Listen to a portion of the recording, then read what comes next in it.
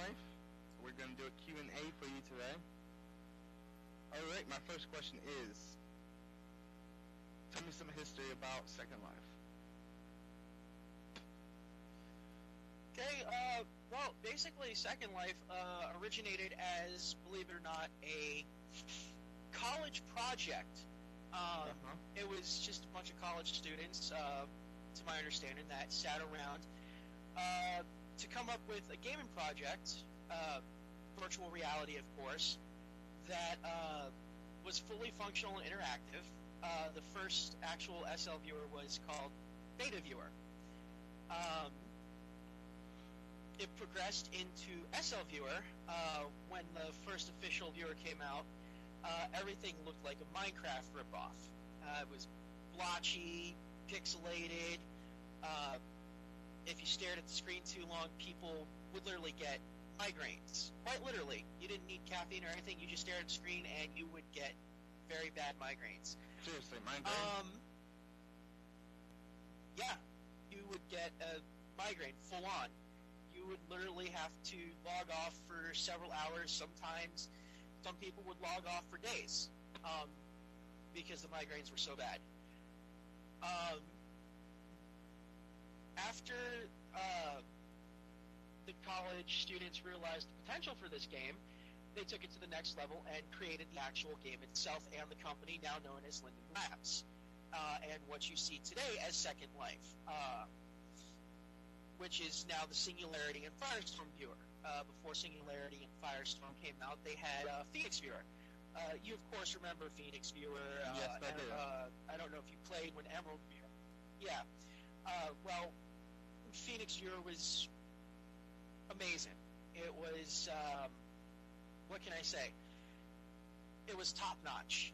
It was a third-party viewer, and, well, it literally got upgraded and maintained so well that Linden Labs pretty much got rid of the third-party viewer because, well, let's face it, what happens when you have a product that no longer needs upgrading or maintenance? It's around and nobody gets paid and no money comes in, right? Exactly. No money comes in,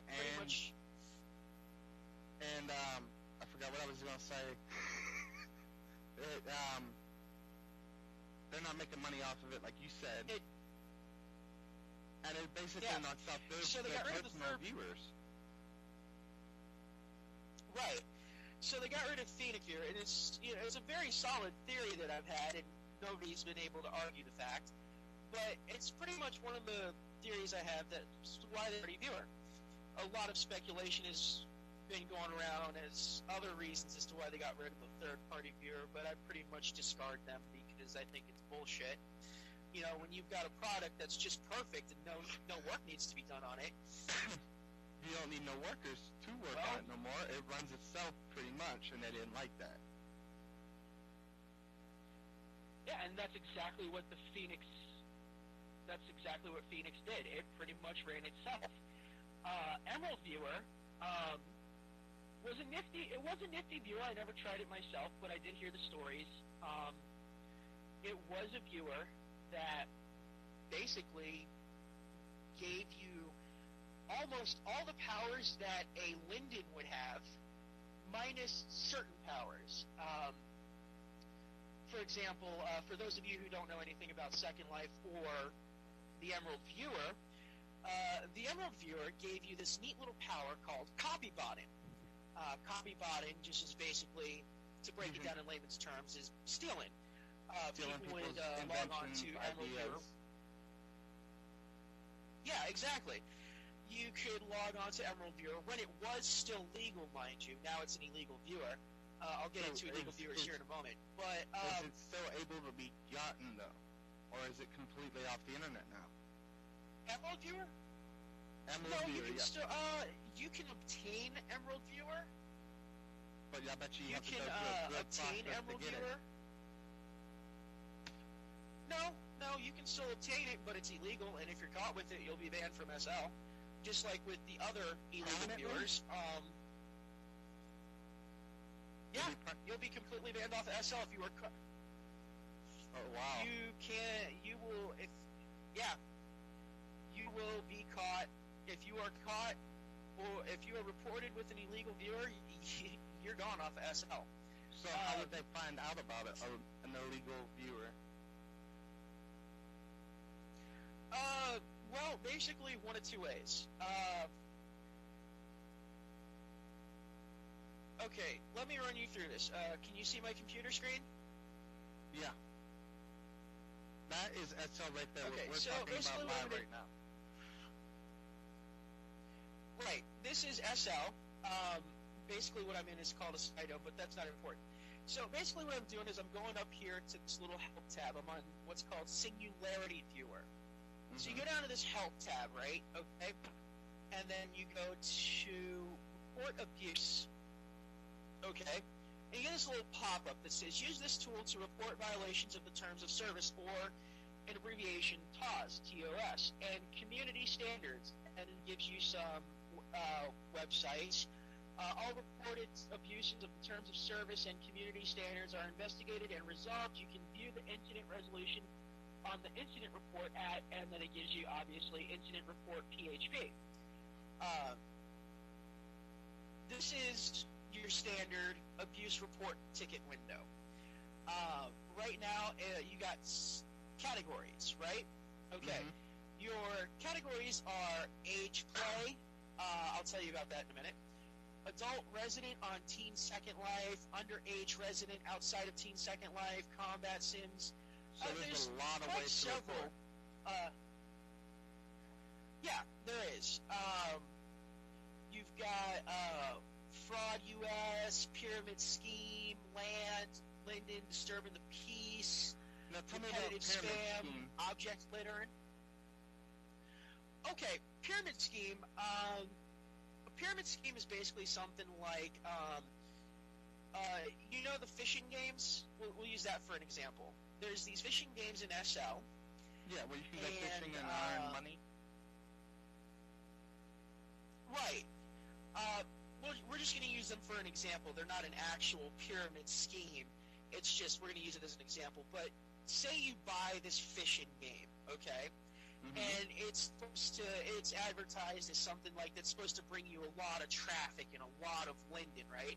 So you buy this game, you get the poles, the worms, and everything, and you just pretty much find out that it was just a way for the owner and creator of this game to earn Lindens, and it brings you no traffic, and you wind up spending thousands upon thousands of Lindens to just keep the game going. That would be kind of an example of what a pyramid scheme is, because you would kind of buy this, and then it would, I'm going to correct myself because I feel like a total jackass for not saying this in the beginning, but for example, you buy this game and say for the first 3 months you get a shit ton of traffic and make a shit ton of Linden.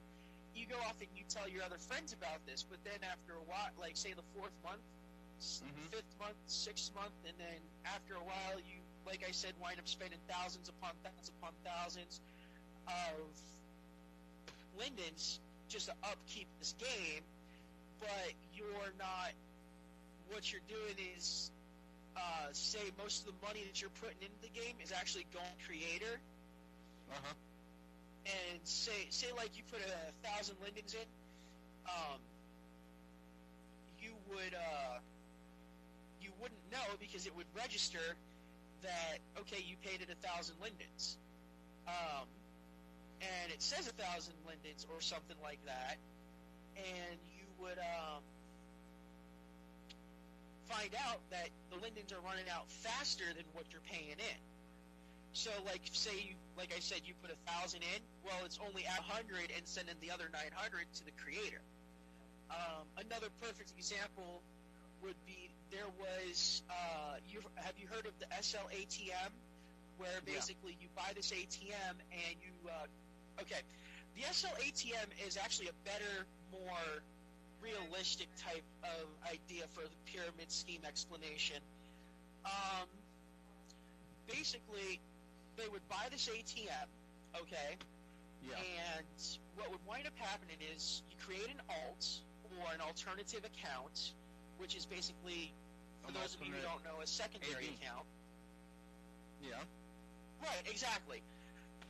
Now, in the ATM, you put the name of your alt's account or someone who, like your partner or spouse, and you pay the ATM, and the linens are supposed to go to said person that you want the linens to go to. Like, same idea with the whitelist. You put it in the whitelist, and that money goes to the person or people who are on the whitelist. Well, an ATM came out that basically the idea was you pay the ATM, same idea, and it's supposed to go to your alt's account or the persons that you have listed. But instead, your linens went to the creator of the ATM. Okay. So that would probably be a better example of a pyramid scheme right there. Okay, now tell me, what do you like about playing SL?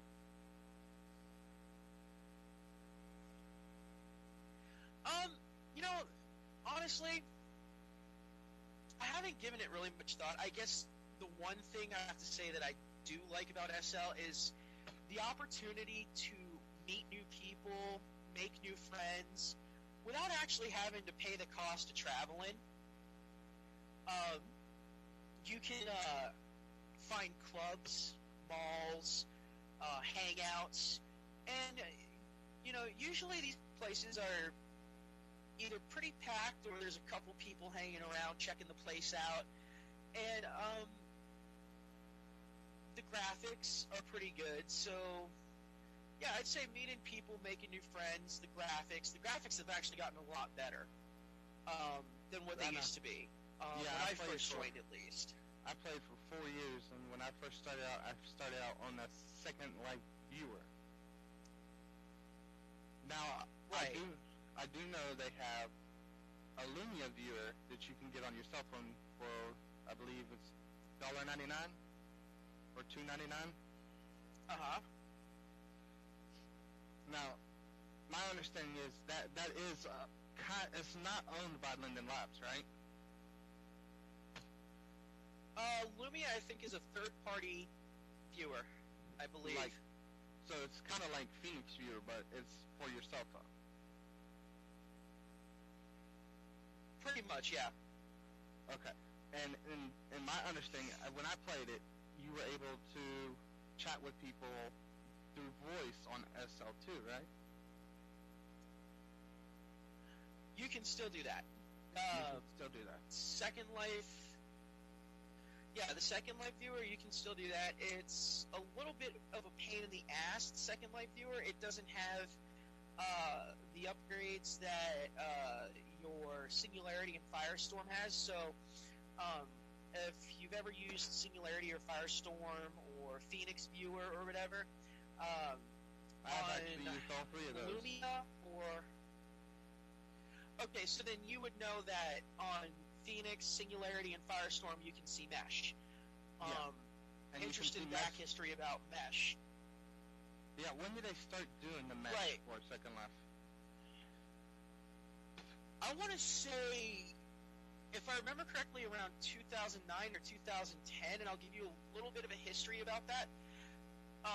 And I honestly heard it from a friend of mine who did some background research about Mesh and showed me a video. Mm-hmm. But first, the Secondlife viewer is still the same today it was years ago after